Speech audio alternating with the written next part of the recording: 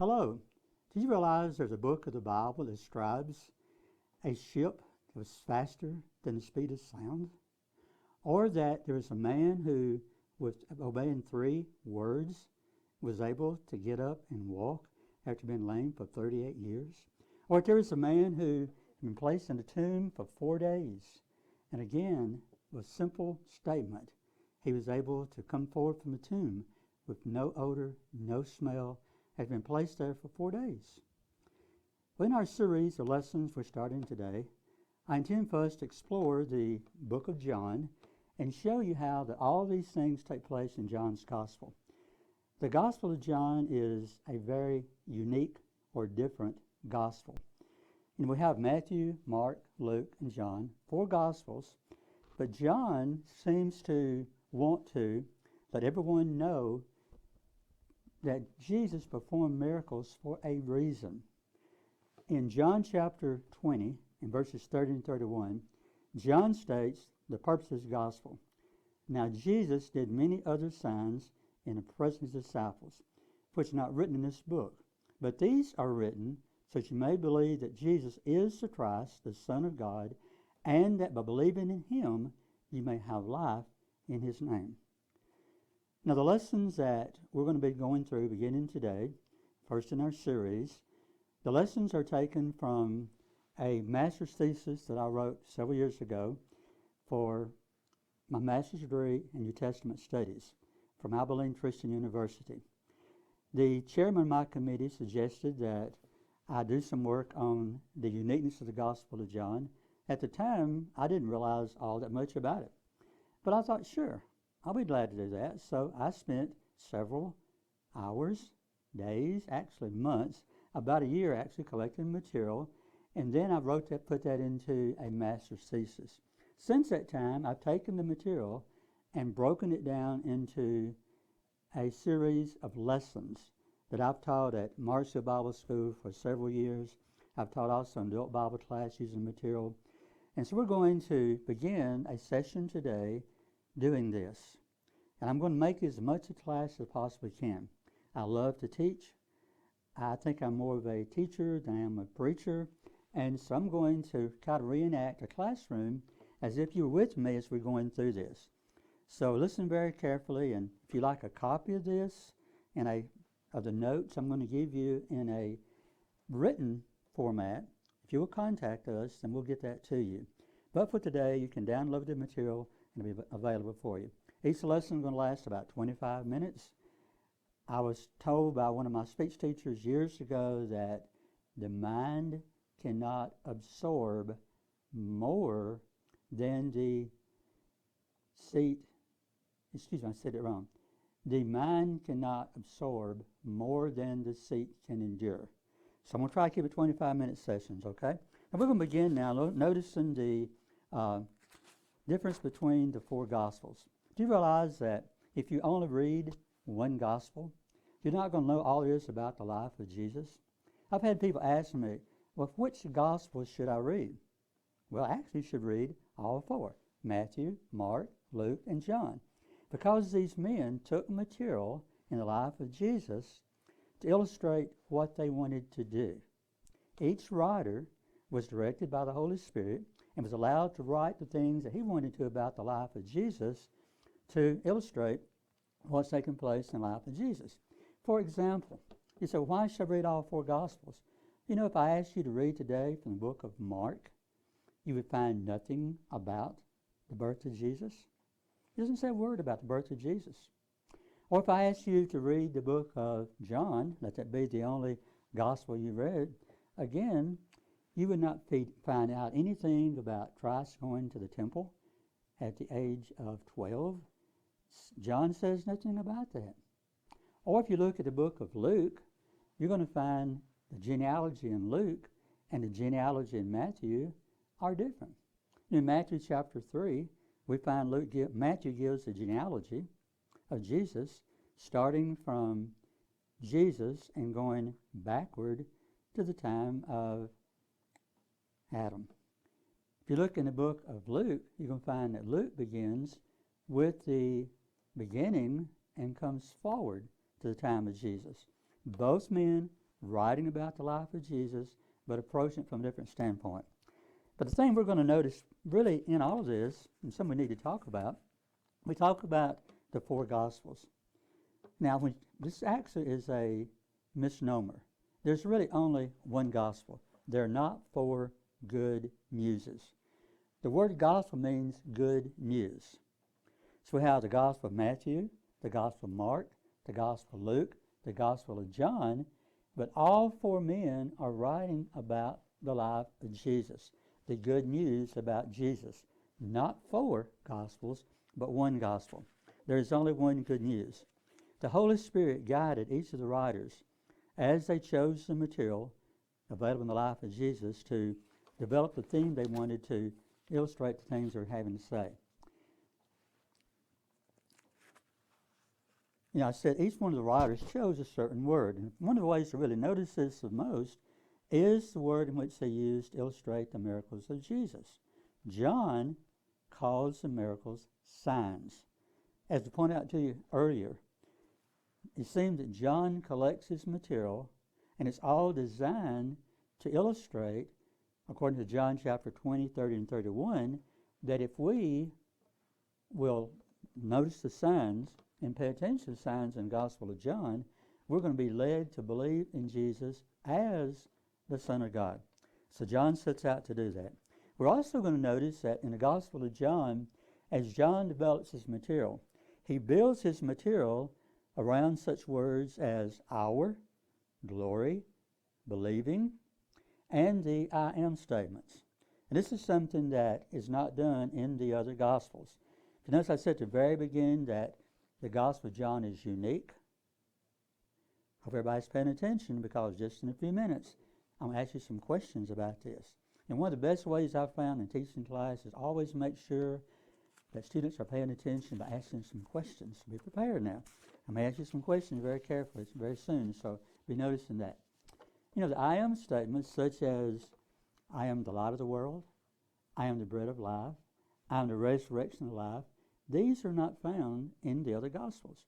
But John will take the sign of the miracles and illustrate these I am statements as he portrays material that he wants to present to his people. And as you do this, if you read the Gospel of John very carefully, you cannot help but be led to Jesus and salvation if you understand what John is doing in his Gospel. Okay, question time. Hope everybody's been paying attention, because I'm going to call on certain ones of you now to answer some questions, okay? Okay, number one, it says name the Gospels. Okay, back in the back. Now I realize that it's hard to understand here in our classroom, and so if you hear someone answering a question, I'm going to repeat it for you so that you know what is taking place, okay? Question number one says, name the Gospels. Matthew, correct, okay? What about you? Okay, Luke, okay? Mark, okay? John. Four Gospels, Matthew, Mark, Luke, and John. Now you can write these down on your sheet. I've not written them down, okay? All right, number two, and I'm going to give you time to write this answer down before I say anything. It says, what is the meaning of the word gospel? Now think about it. What is the meaning of the word gospel? It means, correct, it means good news, okay? Number three, question number three now. Why is the term four Gospels a misleading term? Now, if you paid attention, you know the answer to these, okay? All right, what about it? Why is the term four Gospels a misleading term? Well, to me, it suggests that there are four good newses about Jesus. And I'm not sure news is a word there, but there are four different things about Jesus, about his life. There's only one good news, okay? All right, question number four. If the word is used correctly, how many Gospels are there? That's right, there's one, okay? Somebody's been paying attention, great. I appreciate that. Okay, number five. What is the main purpose of the four books called Gospels? Give you time to think about it. Everybody think. Okay. Number five is to tell the good news about the life of Jesus. That's the purpose that Matthew, Mark, Luke, and John have. They want to tell us about the life of Jesus. Now we have more than one account, okay? And we ask, well, why? Let's look at number 6. Why do we have more than one account of the gospel or good news about Jesus? Anyone have any idea? Okay, yes, that's right. Each writer had his own purpose for writing about Jesus. Now, some would say that Matthew wrote primarily to the Jews, that Luke wrote primarily to the Gentiles, and Mark and John wrote their Gospels more or less to the whole church as a whole, especially the Gospel of John, to the church as a whole, okay? Number 7, it says, give some examples of how the Gospels differ in describing the life of Jesus and his purpose. Now, we already mentioned that if you look in John chapter 2, we're going to find it tells about the turn of water into wine. That is not found in any of the other Gospels. It's only found in the Gospel of John. Now, Matthew chapter 1 tells about Jesus and his early birth and gives his genealogy. And this is something that's not found in Mark or in John, okay? So each gospel now has their own different purpose, so we need to read more than one of them, okay? Question number 8.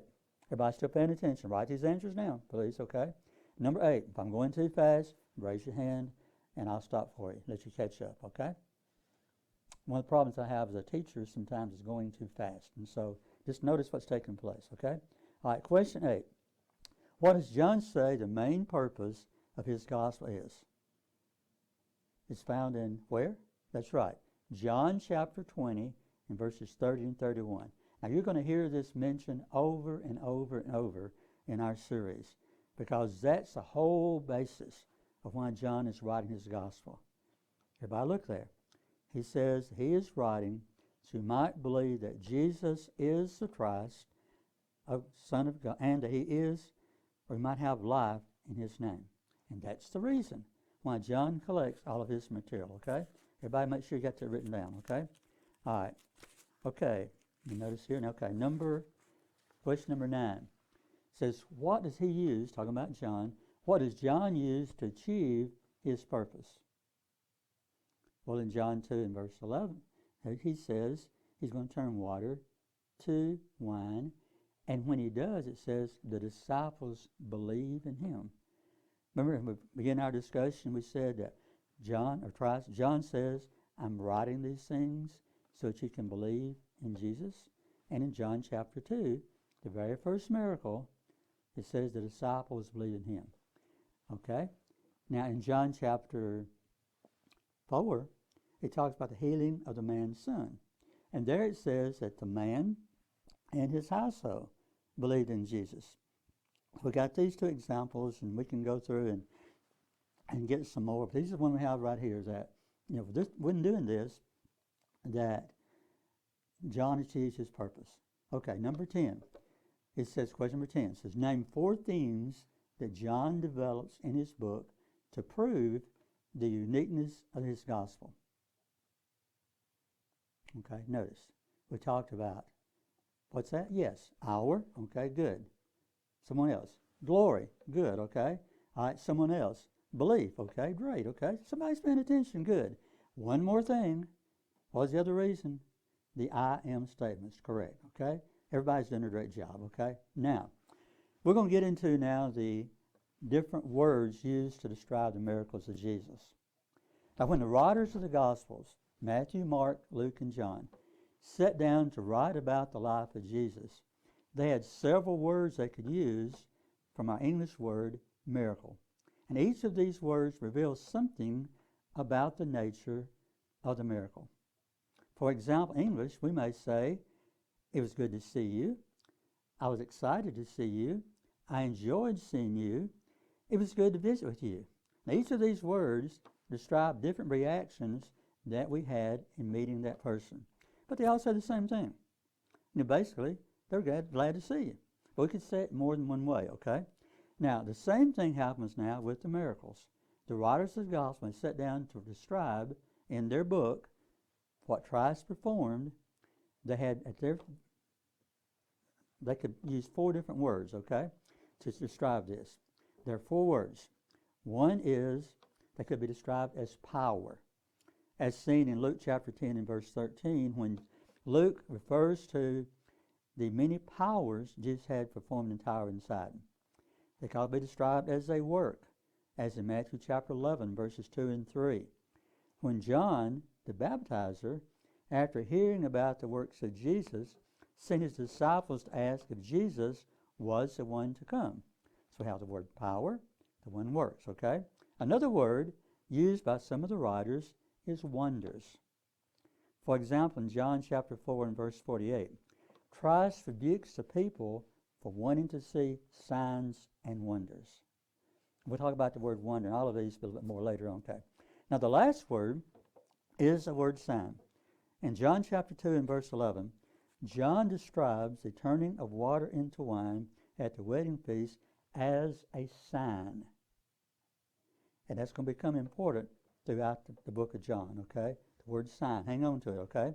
Now, each of these words tells something about the way the miracle is perceived by those involved, either as the recipient of the miracle or as someone who was there when the miracle was performed. And so you need to check it out. Okay, questions. I like my questions, okay? Number one, there's only two questions really this time for those who are concerned about that. Number one, what is the most likely reason why the writers of the Gospels do not use the same word or words to describe the miracles performed by Jesus? And again, it's because each, I'm sorry, give me time to write it down, okay? Think about it, okay? What is the main reason why the writers of the Gospels do not use the same word or words to describe the miracles of Jesus? Have I had time to write it down now? Okay, think about it. Okay, back in the back, okay? Correct. Each of these words tells something about the nature of Jesus that fits into the purpose that either Matthew, Mark, Luke, or John had in recording the miracles. And we found in John chapter 20, verses 30 and 31, that John says that Christ performed so many miracles and did so many great works that there would not be enough books in the world to describe what Christ did. And we only have 4 Gospels, fairly short really, to describe his life. Okay, number 2, and the last question. It says, list the 4 words used in the Gospels for our word miracle. Someone be thinking about that, okay? Someone, okay, who give me an answer? All right, the word power, great, okay, the word power, okay? Anyone else? Okay, yes, the word work, okay? And the word what? Wonder, okay? And finally, the most important for us in our study is the word sign. Now, this is going to be the close of our session for today. I'm going to try to keep all these sessions about 25 minutes, and then that way, if you should desire to use this in a classroom setting, then it will fit into the time. Or again, like if you're at home, you want to do a Bible study, about 25 minutes is about enough for us to do, okay? So it will last somewhere around 25 minutes. And this is in now session number 1. Have a good day.